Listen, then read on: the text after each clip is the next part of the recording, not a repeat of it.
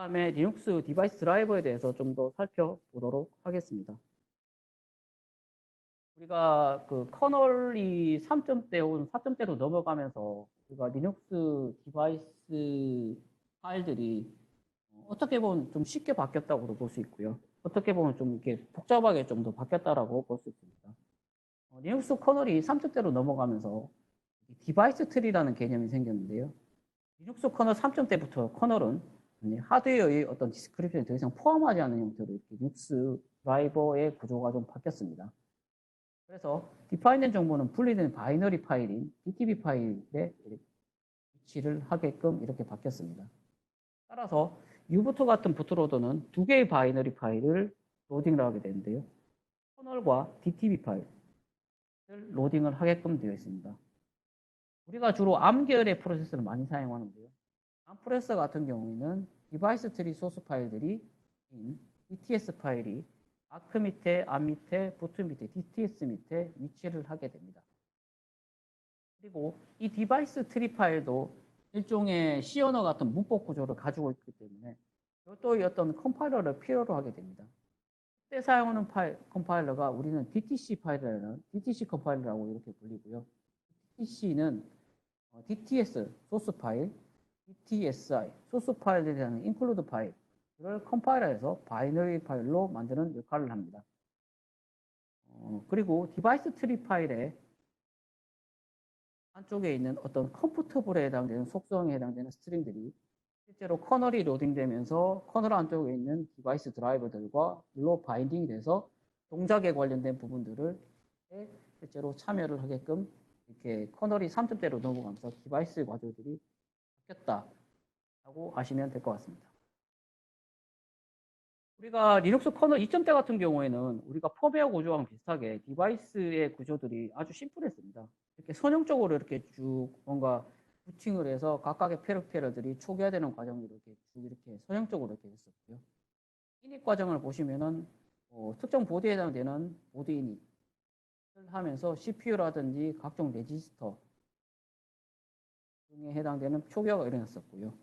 그 이후에 각종 핀들 그리고 각종 페러페럴 디바이스들이 초기화 과정되는 형태로 이렇게 쭉 리눅스 커널 2점대에는 이렇게 구조가 되어 있었습니다. 근데 3점대로 가면서 앞에서 말씀드렸듯이 디바이스 트리라는 개념들이 나오면서 이렇게 좀 많이 바뀐 것을 볼 수가 있습니다.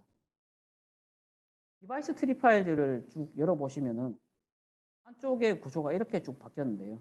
앞에서 보여드린 커널 2.6에 해당되는 파일하고는 굉장히 좀 아주 다른 차이점들을 볼 수가 있습니다. 앞에서 말씀드렸듯이 디바이스 트리 파일은 별도의 무법들을 가지고 있고요. 컴포터블에 해당되는 속성들이 실제로 커널 쪽으로 바인딩된다고 합니다.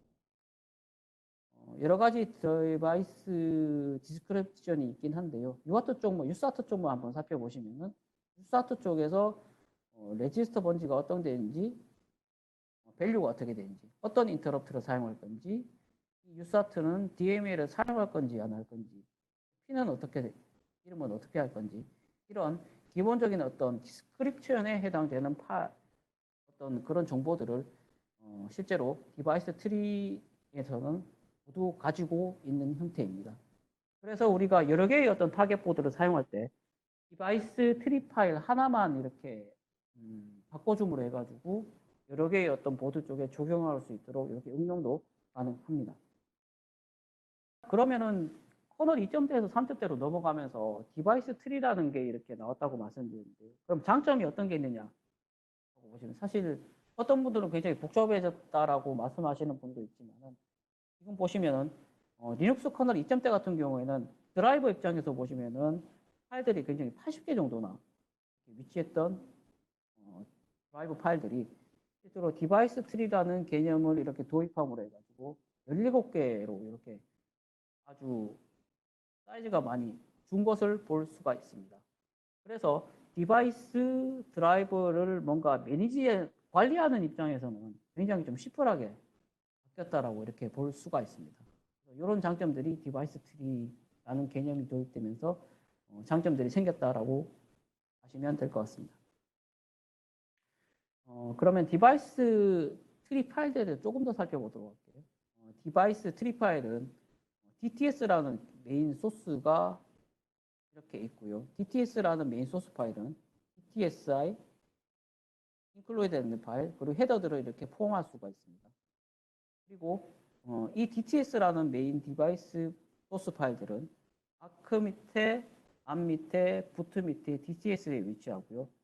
이 파일들은 C나 C++과 마찬가지로 DTC라는 컴파일러를 이용해서 DTB 컴파일러를 이용해서 코드를 컴파일할 수가 있습니다. 컴파일하게 되면 확장자가 DTB라는 확장자로 이렇게 나오고요. 이 DTB에 해당되는 파일들은 아크 밑에, 암 밑에, 부트 밑에 DTS라는 이 디렉토리에 실제로 생성이 되게끔 되어 있습니다. 여기서 생성된 어떤 그 디바이스 트리 파일들을 부트로드 갔을 때 부트로드에서 커널을 로딩할 때 사용을 하게끔 사용을 합니다. 디바이스 트리 파일을 앞에서 쭉 설명을 드렸는데요. 디바이스 트리에 대해서 이제 간단하게 이제 정리를 좀 해보면 다음과 같은데요. 이제 커널은 이제 더 이상 이제 포함하지 않습니다. 하드웨어에 해당되는 어떤 디스크립션을 포함하지 않는 형태로 이렇게 커널이 3점대로 가면서 바뀌었고요. 이 파일들은 우리가 그 DTB라는 어떤 파일로 분리가 돼서 위치를 한다라는 겁니다. 그래서 U부트 같은 부트로더는 커널하고 디바이스 트리 파일을 두 개 파일을 로딩하는 형태로 했습니다. 아래쪽에 보시면은 U부트가 디바이스 트리 파일을 핸들링하게끔 이렇게 바뀌었고요. U부트라는 부트로더는 커널하고 DTB 파일 두 개 파일을 이렇게 로딩하는 형태로 했습니다. 암 프로세서에는 앞에서 말씀드렸듯이 아크 밑에, 암 밑에, 부트 밑에, DTS 밑에 디바이스 트리 파일들이 위치를 하고요. 우리는 이 디바이스 트리 파일들을 컴파일하기 위해서 DTC라는 어떤 별도의 컴파일러를 사용을 합니다. 그리고 DTS 디바이스 트리 소스 파일에 컴포터블 속성에 해당되는 속성들이 실제로 커널 쪽 드라이버 쪽으로 이렇게 바인딩이 돼서 동작에 관련된 어떤 뭔가 역할을 한다라고 이렇게 말씀드렸고요. 앞에서는 디바이스 트리에 해당된 소스 코드들을 아주 자세히 보진 않았지만 각각의 페리페럴들을 잘 살펴보시면은 스테이터스라는 그런 속성들을 가지고 있고요. 스테이터스에 해당되는 속성들을 우리가 OK라는 속성으로 자동으로 그냥 바꿔줌으로 해가지고 그래서 우리가 자동으로 그 해당되는 디바이스 페리페럴 디바이스를 커널 쪽에서 사용할 수 있도록 이렇게 만들어 줄 수가 있습니다. 아주 이런 부분들은 굉장히 유용한 편리한 부분 중에 하나입니다. 그래서 커널이 3점대로 이렇게 바뀌고 2점대에서 3점대로 바뀌고 4점대로 올라가면서 기본적으로 디바이스 트리라는 개념들이 도입돼 가지고 트리 구조가 좀 많이 바뀌었다라고 이렇게 참고로 하시면 될 것 같습니다. 근데 한 가지 예외사항이 있는 게 밉스라든지 몇 가지 프로세스에 대해서는 이런 구조 형태로 바뀌지 않는 어떤 특정 벤더들도 예외 있습니다. 그 예외사항도 있다라는 거 참고로 아시면 될 것 같습니다. 지금까지 그 리눅스 커널과 리눅스 드라이브, 디바이스 드라이브에 대해서 간략하게 이렇게 잠깐 설명을 드렸고요. 짧긴 하지만은 이렇게 아주 중요한 부분들만 간단하게 설명을 드렸습니다. 그러면은 우리가 리눅스 커널이나 어떤 드라이버를 사용할 때, 마이크로칩의 커널이나 드라이버를 사용할 때 유용한 유틸리티가 있는데요. 거기에 대해서 간단하게 소개를 드리고 다음 챕터로 넘어가도록 하겠습니다. MPIO라는 유틸리티인데요. MPIO라는 유틸리티는 파이썬 기반의 API 프레임워크이고요. 마이크로칩 MPU의 하드웨어 주변 장치를 쉽게 액세스할 수 있도록 할 수 있는 유틸리티입니다. 그래서 우리가 복잡하게 리눅스에서 뭔가 특정 명령을 사용해서 뭔가 이렇게 액세스하지 않아도 우리가 파이썬 기반으로 MPIO라는 유틸리티를 이용해가지고 간단하게 각각의 페리페럴들을 이렇게 제어를 해줄 수가 있습니다. 그리고 MPIO 같은 경우에는 일관된 MPI를 제공하고요. 문수화 및 테스트가 아주 잘 돼서 유용한 유틸 중에 하나입니다. 여러 가지 어떤 인터페이스들을 이렇게 지원을 하고 있는데요. MPIO 같은 경우는 ADC, 그리고 메모리, GPIO, I2C, 시리얼, SPI 등 각종 이렇게 인터페이스를 꽤 다양한 인터페이스들을 지원을 하고 있습니다. 그래서 우리가 시리얼이라든지 I2C, GPIO 같은 것도 마찬가지고요.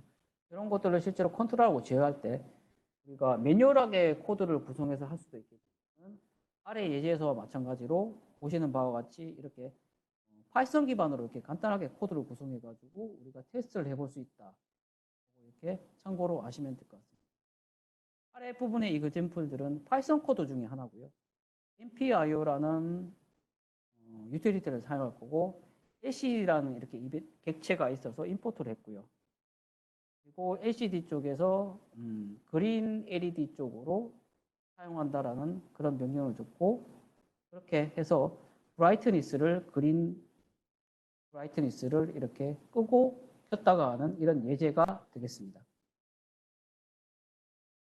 그러면 MPIO라는 유틸리티는 우리가 기본적으로 커널을 빌드할 때 이렇게 포함을 시킬 수도 있겠지만은 이렇게 매뉴얼하게 다운로드를 받아서 이렇게 다른 커널에 포팅을 해서 사용할 수도 있고요.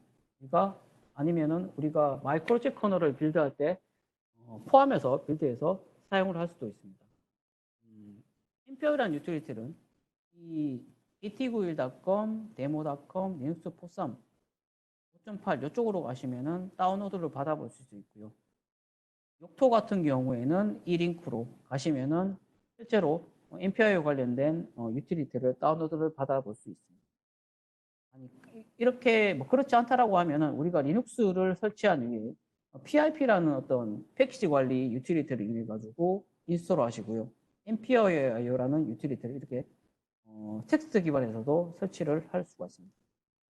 아래 보시면 이렇게 레퍼런스 링크는 이런 링크들이 있고요.